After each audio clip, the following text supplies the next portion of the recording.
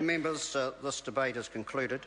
The Business Committee has determined that the congratulatory messages following each member's valedictories will be held at the end. So there are a number of valedictories today, and I ask that we move from member to member with their valedictories, and we make our congratulatory messages right at the end. There will be a bell at 2 minutes to go.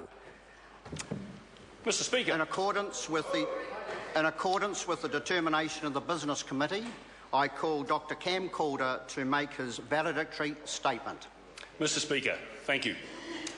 6 years ago, when I came into Parliament, some queried why. Why has he come in? Does Parliament need yet another doctor? When I announced my intention to step down again, some queried, why him? Surely some mistake. Parliament's losing too many of its doctors. There was no talk, as far as I know, of Macaulay having any incriminating photographs.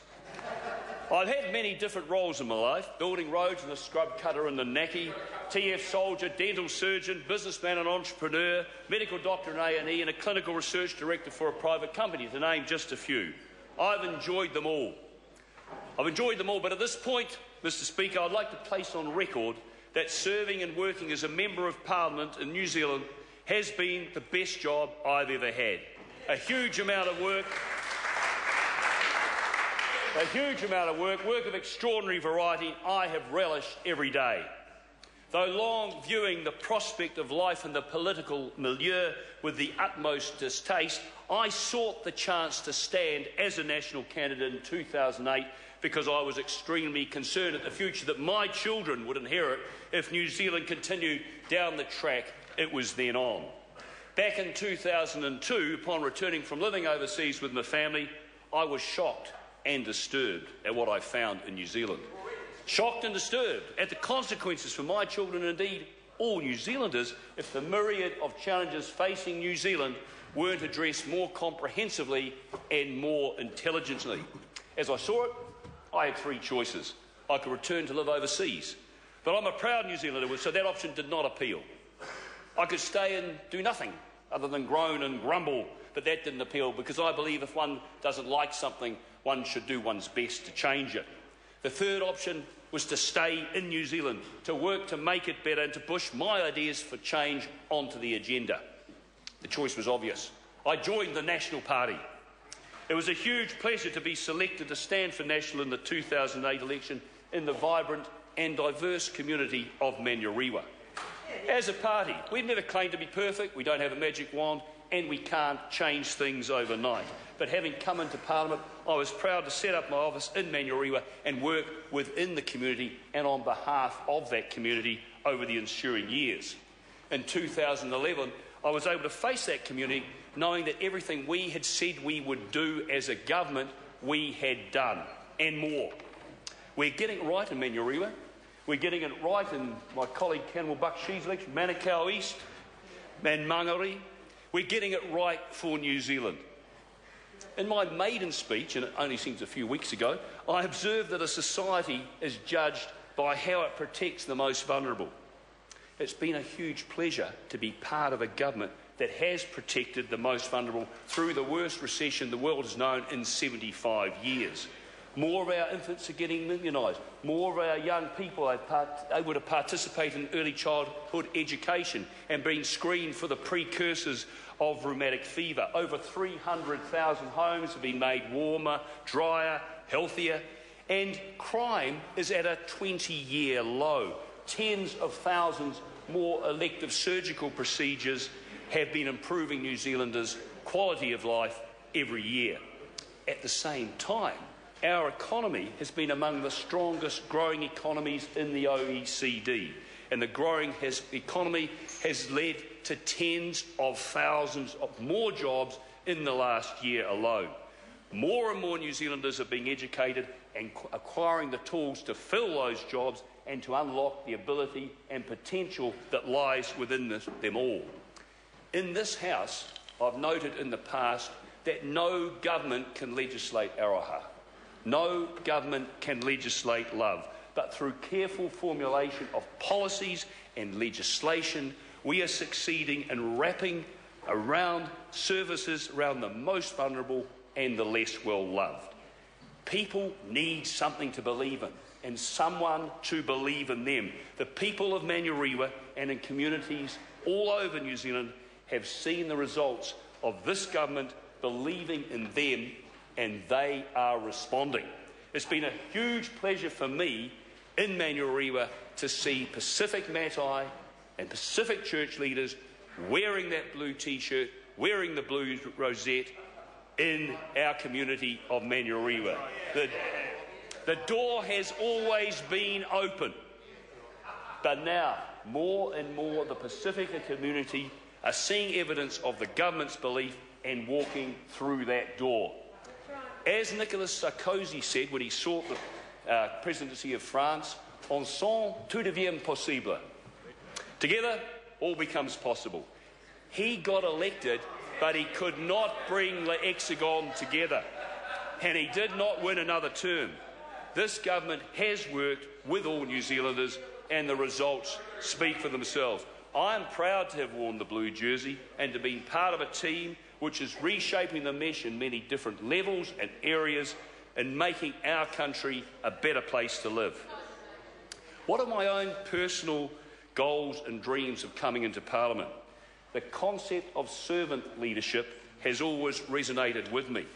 Every morning when I look in the mirror, which I don't do for long given what confronts me, I ask myself, have I done the best I possibly can to honour the hard work and commitment of all those folk who work on behalf of the National Party led to my working here, and indeed have I done the best for all New Zealanders? I'm pleased to say the answer is generally yes, but from time to time I've found myself a bit puffed. I have unbounded admiration for our Prime Minister, whose ebullience and mastery of detail remains unmatched and whose workload is a log scale above that of anyone else in this House. In my maiden speech, I outlined areas of special interest to me. Among them, tackling New Zealand's growing incidence of obesity, the need for more marine reserves, a prostate cancer awareness program for New Zealand men. I soon learned some fundamental truths of parliamentary life. Few things move fast. As the French say, petit à petit, l'oiseau fait la nid. Little by little, the bird makes the nest. One can plant seeds in soil, but the soil receiving the seed may or may not be fertile. The idea may lie there quiescent forever, or receive a burst of interest from an unexpected quarter and suddenly flourish and be accepted. Certainly one never achieves anything in this House alone, and success truly has 1,000 fathers. I'm gratified to note that the government has made progress in all the above special interest areas I mentioned in my maiden speech, but today I make a call for more resources to be devoted to proven measures to combat the alarming incidence of obesity in New Zealand. The cost of such interventions will amply repay themselves in substantially reduced healthcare costs and in tens of thousands of New Zealanders leading longer, healthier, more productive lives. My call for New Zealand to adopt a genuine progress indicator and my plan to encourage distributed power generations from renewable sources fell on stony ground. However, areas where other seeds I planted fell on more fertile soil include measures to control low-ball share offers, the change to the right-hand rule, and a bill to make it an offence to carry a high-powered laser pointer in a public place without reasonable excuse. My summary offences position of high-powered laser pointers amendment bill unanimously passed at committee stage in the House on the 25th of June, and I'm hopeful it'll pass its final reading later this evening. On my lapel, I wear the right ribbon. This is a statement of my stand against violence towards women and children. Domestic violence, men against women, women against men, is a major challenge for New Zealand and a blot on our nation's escutcheon. I've been proud to be a caucus champion, speaking all over New Zealand on this government's determination to reduce the staggering number of our children harmed each year. Adolescent sexual and reproductive health and rights is another concern of mine. It's an important area for consideration in all countries, including New Zealand, and it's possibly the most effective area for intervention by a donor country in a developing country. In 2013, as a member of New Zealand Parliamentarians for Population and Development, I visited the Solomon Islands. The purpose of the visit was to meet with key parliamentarians, policymakers and key regional leaders in sexual and reproductive health and rights to encourage scaled-up action to address these issues in the Solomon Islands. Family planning and investment in this area is also the most cost-effective investment a country can make towards its own sustainable development and the well-being and empowering of its women and children. It's also a fundamental human right. However, despite decades of international agreement on the need to ensure universal access to family planning, progress in the Pacific has been slow and inequitable. Following my visit upon return to New Zealand, I wrote a discussion paper entitled Adolescent Sexual Health and Reproductive Rights in the Solomon Islands, the Unmet Need. I forwarded this to the Ministry of Foreign Affairs and Trade, and I'm delighted to report, Mr Speaker, that the feedback I have received suggests that in future more of New Zealand's aid to the Solomon Islands will be used in addressing these unmet needs. One comes into Parliament passionate with a host of good intentions, but one must also have a plan. The passion has never left me, and I'm grateful that in looking back on my time in Parliament, I've been able to progress my plan to further many of the projects in which I've had a particular interest. At this stage, I wish to acknowledge the unanimous support my Members' Bill has received from across the House. And note for the uninitiated, despite the theatre of question time, there is an enormous amount of cooperation in the House, especially in select committees. I particularly wish to acknowledge the collegiality and willingness to work towards the common good of all members of the Education and Science Select Committee, which I have had the pleasure to chair. It is just as well as otherwise one could be worn down by the relentless negativism which sometimes seems to pervade Planet Parliament. Being an MP can be a lonely role, and may I thank my family, Jenny, Carla, Leisha, my brother Rob and Don, sister Julie and sister-in-law Wendy, whose steadfast personal support has always been there, though I'm sure my brother Rob has never voted for the party I represent. As many of the opposition could probably represent. Testify. Te Lofa Lava and Whaafate Maso Fua, Te Tilia and Whate Mini Whata, who have cleaned Bowen House from the day I arrived and who've all had a cheerful smile and greeting every morning. The parliamentary messengers, always ready to help and keep me hydrated during a debate. I could almost use him now.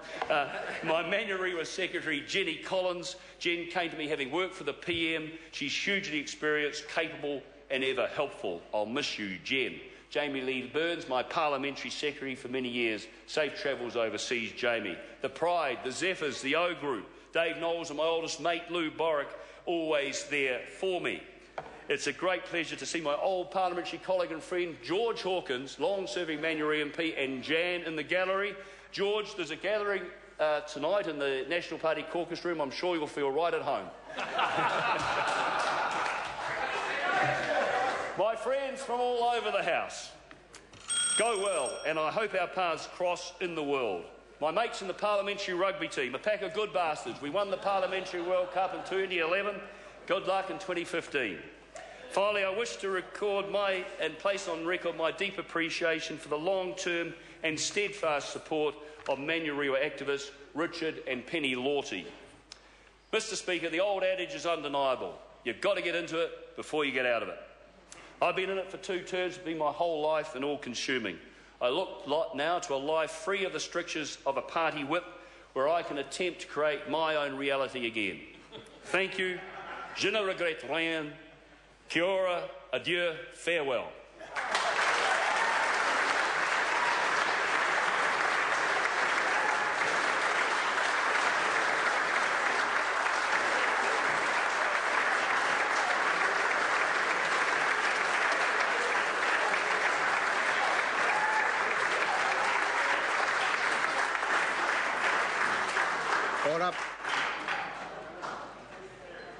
Mr. Speaker. I call John Hayes to make his valedictory statement. Mr. Speaker, this afternoon I come to say farewell